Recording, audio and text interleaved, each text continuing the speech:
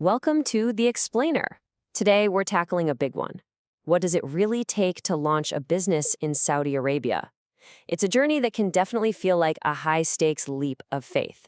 So if you're sitting on an idea and wondering how to get it off the ground, well, you've come to the right place. I love this quote because it just so perfectly captures the feeling, doesn't it? The thrill, the absolute risk, and the high-stakes reality of being an entrepreneur.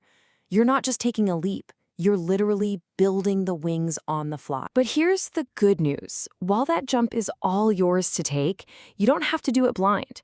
You don't have to be in a total panic trying to build that plane from scratch all by yourself. Think of this explainer as your blueprint, your toolkit, and maybe even your parachute, all rolled into one. Every great business, every single one, starts with that little spark of an idea. But an idea all by itself, well, it isn't quite ready for takeoff. The first, most crucial step is to turn that spark into a solid, actionable blueprint. Okay, so the whole journey from that first light bulb moment to, hopefully, global domination can be broken down into these 9 essential stages. It starts with that creative spark, then moves into really critical planning, like a feasibility study and getting registered. Then you assemble your resources all before you even launch. And those final steps, evaluation and growth, that's what's going to keep you flying high. So this is our roadmap. Now, early on, it's really easy to get these two concepts mixed up. But trust me, the difference is critical. A feasibility study is your reality check. It asks the tough question, if this business can even succeed, is it viable? A business model, on the other hand, is your game plan. It explains how you're going to succeed by creating and delivering value.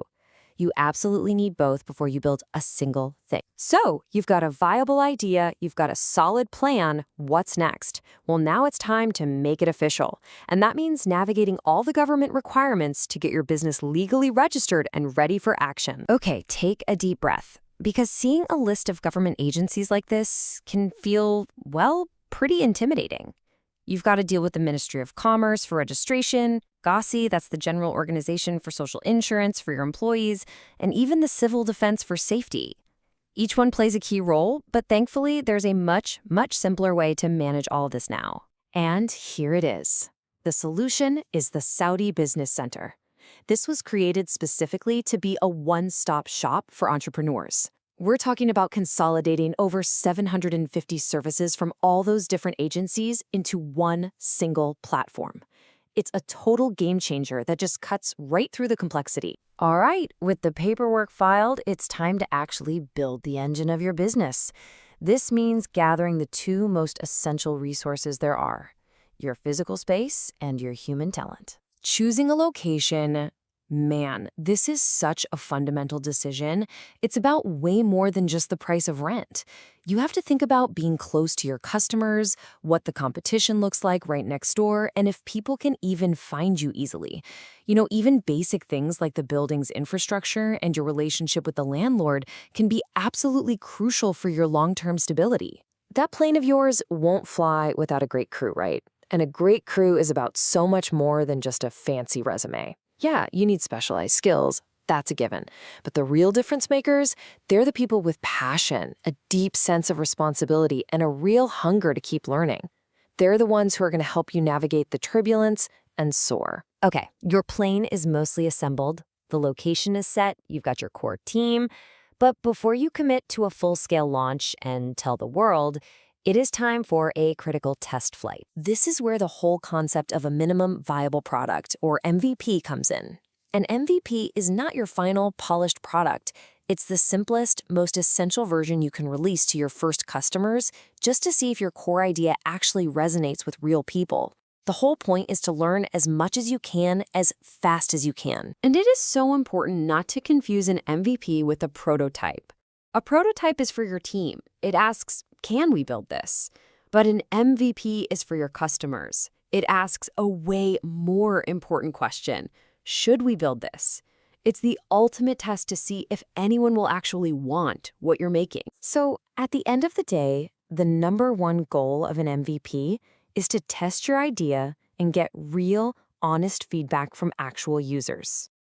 That intense focus on learning is what allows you to minimize your investment and avoid that catastrophic risk of, building something nobody wants. So you've launched, but the launch isn't the finish line. It's just the beginning of a whole new journey. Staying airborne means you have to constantly monitor your instruments, adapt to the weather, and plan your long-term flight path. Every business, just like a person, has a life cycle. It starts with birth, that high-risk phase of creating the idea and testing. Then comes youth, where you're just trying to survive what people call the valley of death and stabilize. If you make it, you hit maturity. You're established, profitable. But here's the key moment. You either innovate and are reborn into a new cycle of growth, or you face decline. So how do you make sure you stay in that growth phase? It all comes down to a constant cycle of monitoring these key areas. Success isn't just a one-time thing. It's an ongoing process of tracking your progress, analyzing the data, managing risk, and always searching for that next improvement. Getting your business off the ground is an incredible achievement. It's born. But the ultimate challenge is making sure it never gets old. That requires keeping it learning, growing, and adapting. So the final question is, how will you innovate to make the choices that lead to rebirth again and again? Thanks for joining us on The Explainer.